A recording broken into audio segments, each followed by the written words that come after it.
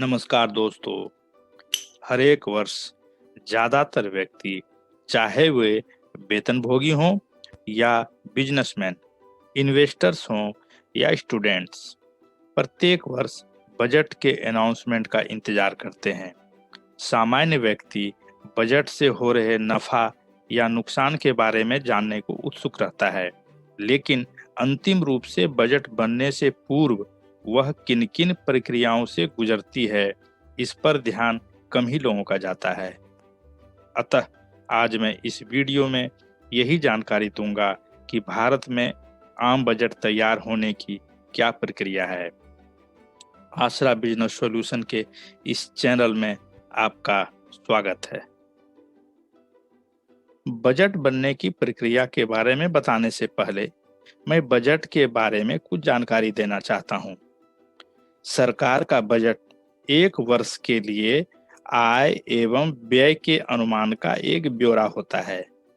इसमें यह वर्णित होता है कि आगामी एक वित्त वर्ष में सरकार को income tax, corporation tax, GST आदि से कितनी आमदनी होगी और उसे विभिन्न मदों जैसे स्वास्थ्य, शिक्षा, रक्षा, सड़क, रेल, राज्यों को मदद आदि में कितना खर्च करना पड़ेगा। भारतीय संविधान के आर्टिकल 112 में यूनियन बजट के बारे में बताया गया है। अब मैं बजट डे के बारे में बताऊंगा। वर्ष 2000 तक बजट की घोषणा फरवरी के अंतिम वर्किंग डे में शाम 5 बजे की जाती थी और यह प्रथा अंग्रेजी शासन से ली गई थी। अंग्रेज शाम 5 बजे बजट की घोषणा इसलिए करते थे ताकि उस समय इंग्लैंड में दोपहर का समय रहता था। दोनों देश के बीच में समयांतराल के कारण ऐसा किया जाता था। बजट 2001 में बजट भाषण का समय बदलकर 11 बजे दिन में कर दिया गया। वर्ष 2017 से वार्षिक बजट फरवरी के फर्स्ट वर्किंग डे में अनाउंस किया जाने लगा है। साथ ही रेल बजट को आम बजट के साथ मिला दिया गया और इस प्रकार 92 वर्ष से चली आ रही रेल बजट की प्रक्रिया को समाप्त कर दिया गया है। भारत में जनरल बजट वित्त मंत्रालय के इकोनॉमिक अफेयर्स विभाग के द्वारा तैयार किया जाता है और इसमें बहुत सारे सलाहकार और ब्यूरोक्रेट्स मदद करते हैं। सामान्यतया जनरल बजट बनने की प्रक्रिया 4 स्टेजेज से गुजरती है। नंबर 1, खर्च और राजस्व का हिसाब करना। नंबर 2, घाटे का अनुमान लगाना। नंबर 3, घाटे को कम करने का प्रयास करना और नंबर 4, बजट को प्रेजेंट करना। बजट निर्माण से पहले चरण में विभिन्न मंत्रालय के द्वारा प्लान और नॉन प्लान एक्सपेंडिचर्स का ब्यौरा उपलब्ध कराया जाता है। सरकार के द्वारा वेतन, सब्सिडी, लोन या इंटरेस्ट पर किए जाने वाले नॉन प्रोडक्टिव खर्च को नॉन प्लान एक्सपेंडिचर कहा जाता है, जबकि मंत्रालयों के विभिन्न प्रोजेक्ट पर होने वाले खर्च को प्लान एक्सपेंडिचर कहते हैं। ठीक इसी प्रकार अगले वित्त वर्ष के संभावित राजस्व या रेवेन्यू का आकलन भी किया जाता है। पहले चरण की समाप्ति के उपरांत वर्ष भर में होने वाले खर्च एवं राजस्व का मिलान किया जाता है। यदि राजस्व की तुलना में खर्च का आकलन अधिक है तो इस शॉर्टफॉल का सही कैलकुलेशन किया जाता है। उपरोक्त शॉर्टफॉल की भरपाई के लिए भारत सरकार चीफ इकोनॉमिक एडवाइजर की मदद से ऋण लेने की प्रक्रिया एवं सही ऋण की राशि के बारे में विचार करती है। पिछले स्लाइड में बताए गए उपाय के बाद भी यदि शॉर्टफॉल रहता है तो सरकार विभिन्न टैक्स रेट को बढ़ाने पर विचार करती है।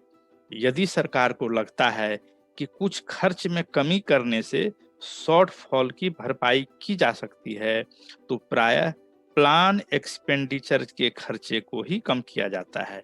चूंकि नॉन प्लान एक्सपेंडिचर में सैलरी, पेंशन, लोन या इंटरेस्ट का खर्च शामिल है, जिसे कम करने में दिक्कत हो सकती है।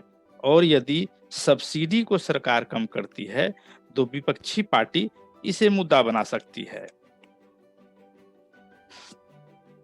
सरकार के द्वारा बजट को अंतिम रूप दिए जाने के पश्चात उसकी छपाई का कार्य प्रारंभ होता है। यह कार्य बहुत ही गोपनीय तरीके से की जाती है। प्रिंटिंग कार्य प्रारंभ करने से पहले वित्त मंत्रालय के द्वारा हलवा सेरेमनी मनाया जाता है। भारतीय मान्यता के अनुसार किसी भी शुभ कार्य प्रारंभ करने से पूर्व मीठा पदार्थ खाना शुभ माना जाता है। अतः बजट डॉक्यूमेंट की छपाई से ठीक पहले वित्त मंत्रालय के द्वारा हलवा सेरेमनी का आयोजन होता है। हलवा सेरेमनी के दौरान एक बड़े बर्तन में हलवा बनाई जाती है और उस समारोह में वित्त मंत्री सहित सभी संबंधित बड़े अधिकारी एवं कर्मचारी शामिल होते हैं। वित्त मंत्री के हाथों सभी अधिकारी एवं कर्मचारी को स्वादिष्ट हलवा परोसा जाता है। हलवा सेरेमनी प्रायः बजट भाषण से लगभग 10 दिन पहले होता है। हलवा सेरेमनी के ठीक बाद मंत्रालय के top officials, experts, printing technicians और कुछ स्टेनोग्राफर्स नई दिल्ली के नॉर्थ ब्लॉक में आइसोलेट या क्वारंटाइन हो जाते हैं। इस कार्य की गोपनीयता का स्तर इसी से पता चलता है कि ज्वाइंट सेक्रेटरी स्तर के अधिकारी के नेतृत्व में इंटेलिजेंस ब्यूरो की टीम उस कार्य में लगे ऑफिशियल्स के मूवमेंट और फोन कॉल पर विशेष ध्यान रखती है। जिस कंप्यूटर पर बजट का डॉक्यूमेंट्स तैयार होता है, उसे एनआईसी से डीलिंग कर दिया जाता है, अर्थात उसमें इंटरनेट की सुविधा नहीं रहती है। नॉर्थ ब्लॉक के अंदर पावरफुल मोबाइल फोन जैमर लगा दिया जाता है, जिससे वहां से इंफॉर्मेशन लीकेज नामुमकिन हो सके। नॉर्थ ब्लॉक के उस भाग में प्रवेश निषेध रहता है, मतलब उसमें न कोई जा सकता है और उससे न कोई बाहर आ सकता है। वैसे वित्त मंत्री संबंधित कार्य की मॉनिटरिंग के लिए अंदर जा सकते हैं। साथ ही इंटेलिजेंस ब्यूरो के चीफ नॉर्थ ब्लॉक के बेसमेंट का औचक निरीक्षण कर सकते हैं, जहां प्रिंटिंग प्रेस अवस्थित है।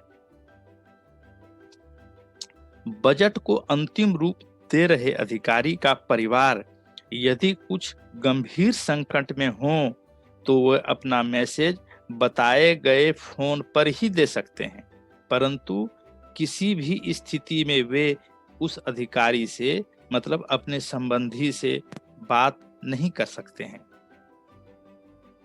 अब हम उस प्रिंटिंग प्रेस के इतिहास की बात करते हैं। पहले बजट के प्रिंटिंग का कार्य राष्ट्रपति भवन में होता था, परंतु वर्ष 1950 में बजट लीक होने के बाद इस कार्य को नई दिल्ली के मिंटो रोड स्थित नए प्रेस में संपादित किया जाता था। वर्ष 1980 से बजट के प्रिंटिंग का कार्य नई दिल्ली के नॉर्थ ब्लॉक के बेसमेंट में स्थित प्रिंटिंग प्रेस से ही लगातार हो रहा है। बजट अनाउंसमेंट के दिन बजट डॉक्यूमेंट को बोरे में सील्ड कर लाया जाता है और उसे लोकसभा में माननीय सदस्यों अर्थात सांसदों के बीच वितरित कर दिया जाता है। लोकसभा में बजट भाषण प्रारंभ करने से पूर्व वित्त मंत्री राष्ट्रपति भवन पहुंचकर राष्ट्रपति जी से कॉन्सेंट लेने जाते हैं। इसके उपरांत समयानुसार वित्त मंत्री लोकसभा में अपना बजट भाषण पढ़ते हैं और विभिन्न टेलीविजन एवं रेडियो के माध्यम से सभी लोगों तक एस्टिमेटेड रिसीट और एक्सपेंडिचर की सूचना पहुंचते ही इसे ही हम लोग बजट कहते हैं। लोकसभा में बजट भाषण के उपरांत ही नॉर्थ ब्लॉक के बेसमेंट में रहकर बजट की तैयारी करने वाले अधिकारी को आइसोलेशन से मुक्त कर दिया जाता है और अब वे अपना घर जा सकते हैं। आशा करता हूं कि ये वीडियो आपको पसंद आया होगा। आपके कमेंट्स और सुझाव का इंतजार रहेगा। आपका दिन शुभ हो। जय हिंद।